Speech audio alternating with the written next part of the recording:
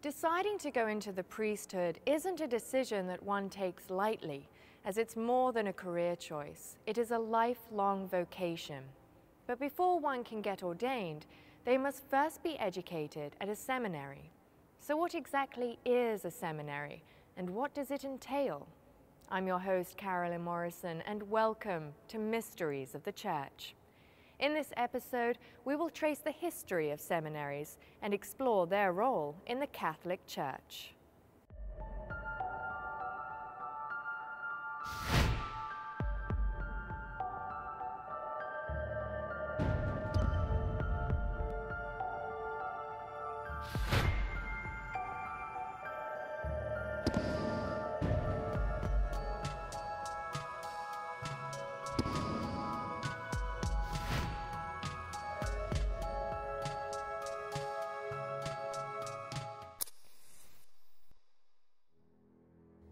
Seminaries are higher education institutions with one main purpose: to prepare men going into the clergy.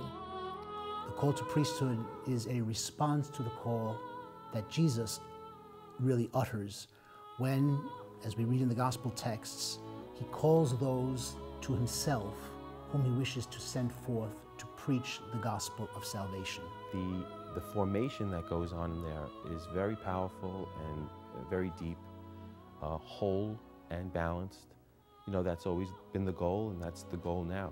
So you could say that there is a threefold thrust to seminary training. First of all, it's spiritual. Secondly, it's academic. Third, it's pastoral or ministerial. Often associated with theological colleges or divinity schools, seminaries offer a wide range of study, focusing on areas of theology, philosophy, and spirituality. You want priests to be well-rounded, good, well-educated, and well-rounded men. They're going to revolve around the teaching of dogmatic theology, moral theology, scripture, church history, canon law. Those would be the primary focuses with regard, the primary focus with regard to the intellectual component. There was always going to be the more practical or pastoral side of it. Pastoral formation was meant, for example, going out to a parish, helping out in a parish. It meant being involved in teaching adults, adult education, meant working perhaps in a soup kitchen. It meant all of that kind of thing. The structure of it helps to form the person, helps them to understand why they're doing this, and really creates an atmosphere where they can grow and appreciate their vocation. And mostly, more than anything, I believe through the formation and through the structure is to walk with Christ and learn to love him and to be like him. A young man can actually begin his journey into the priesthood by attending either a preparatory high school or Catholic college before heading into the seminary. If a boy was coming in at the level of high school, after he completed the high school phase, he would then go on to Douglaston Cathedral College. And when he completed that, he would come either here to the Seminary of the Immaculate Conception in Huntington, or he could be sent to the North American College in Rome, and there would be other options in terms of theologates. But here in Huntington, it would be referred to as the major seminary or the theologate. And that term theologate comes from the fact that here, now one studies theology. The focus of one's study in terms of that intellectual pillar is the study of theology. And the major seminary would be roughly 4 years of training in addition to your college. You would have gotten the college degree, and then you would be trained in all the things, in all the aspects of theology and pastoral ministry and your own spiritual life that you have to know for the priesthood. You would basically go from 4 years of high school to 4 years of college to 4 years of graduate school. And now we have brought, in a sense, the ecclesiastical structures into conformity with that. But education is what occupies most of the student's time, preparing him for a religious vocation within the clergy. In the major seminary, you would have scripture study, church history, all kinds of what we call systematic theology, such as Christology, sacramental theology, foundational theology, fundamental theology. Talks about the foundations of building your theology on, all the God's, how God reveals himself, basically revelation. So I think it's a very well-balanced curriculum that any seminary would offer. A seminarian is typically considered ready for the priesthood after 6 years of study. But becoming an ordained priest isn't the only path that one has to take, as seminaries offer an exceptional education that can have a profound impact on one's life, no matter what the career. When we come back, we will explore the origins and history of the seminary.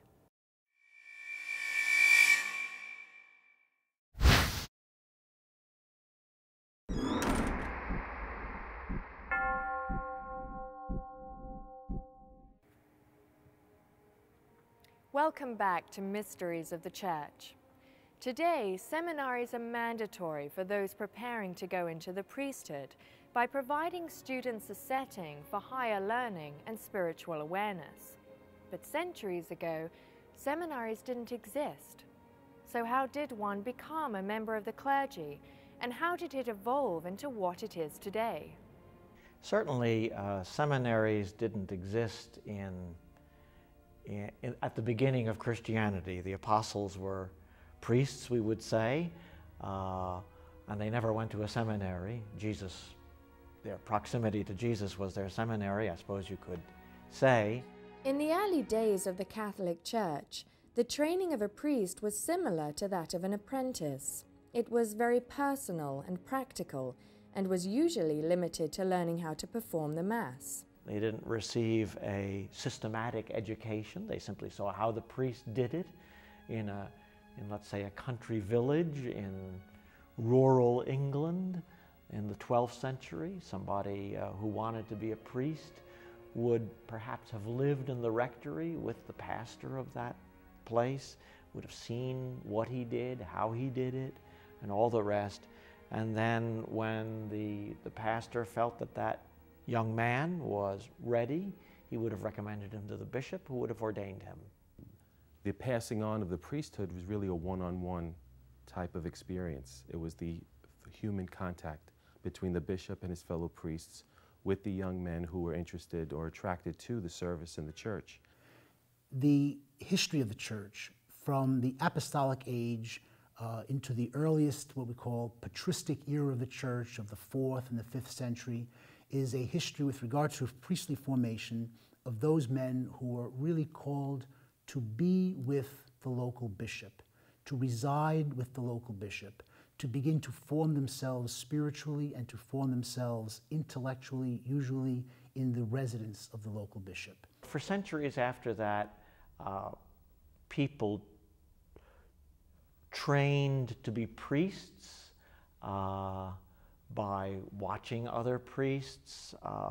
Oftentimes they were selected to be priests without any training whatsoever.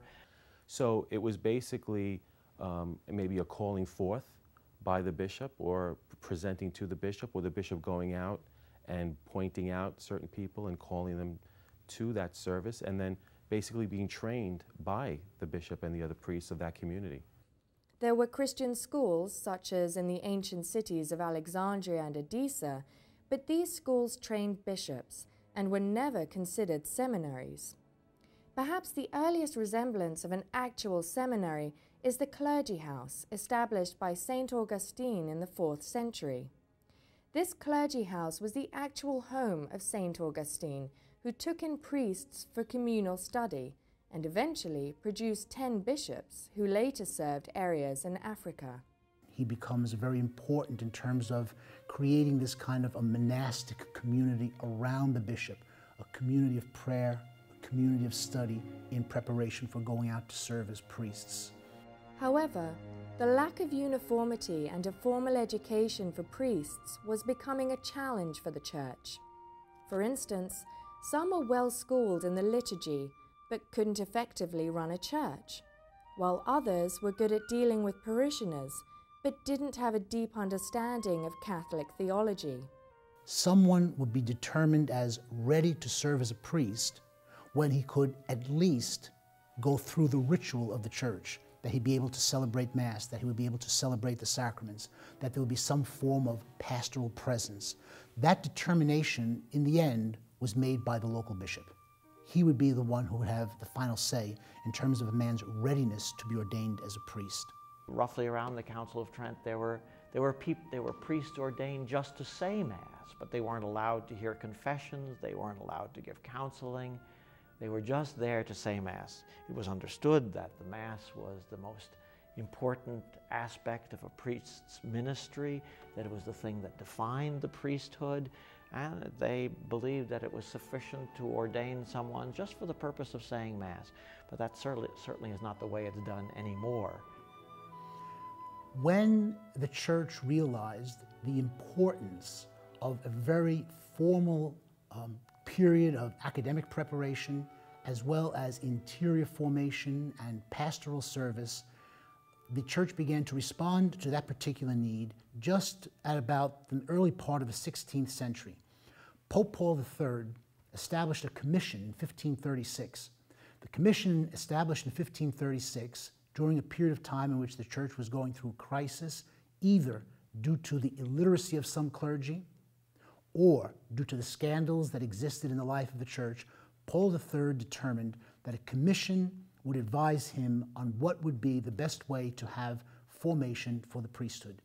This commission began to meet in 1536, in late 1536, and it met into early 1537. The commission proposed to Paul III the importance of men being formed for the priesthood in terms of some type of their being kept together. They're being kept together in what eventually would be the decree of the Council of Trent in 1563 that would establish the seminary system as we know it. It wasn't until the 16th century in Trento, Italy, that the Council of Trent established the groundwork for institutions specifically designed to educate those entering the priesthood. These early live-in seminaries were not all that different from monasteries until the Second Vatican Council of the 20th century changed the focus on how a seminary was to operate. For 500 years, seminaries have been preparing young men for the priesthood in dioceses across the globe. And as the need for priests have changed, so have the seminaries, by offering different areas of study to better serve the church and community. When we come back, we'll see how seminaries got their start right here in the United States.